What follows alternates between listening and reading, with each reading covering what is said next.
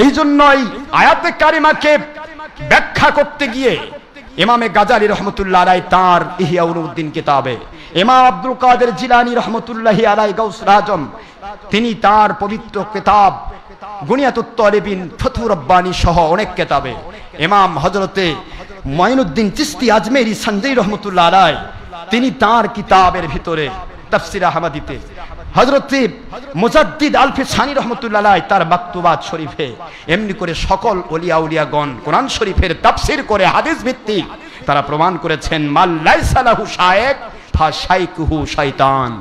যার শায়েখ নেই, যার উস্তাদ নেই, যার পীর সাহেব নেই, যার ওলি নেই, তার ওলি একজন আছে, তার নাম হলো ইবলিস শয়তান।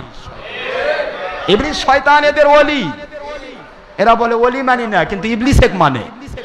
ইবলিস বলছে ধর্মের লেভেলে ছবি তোল, ওই পাইকারি ধরে তোলে। আল্লাহর নবীর বুখারীর হাদিস তাকে বাধা দিতে পারলো না। কথা কন না কেন?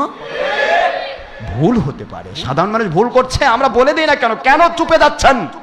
ইসলাম তো চুপানোর জিনিস নয়, ইসলাম তো চুপে রাখা যাবে না।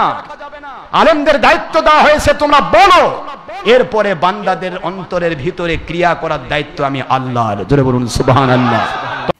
নারে তাকবীর।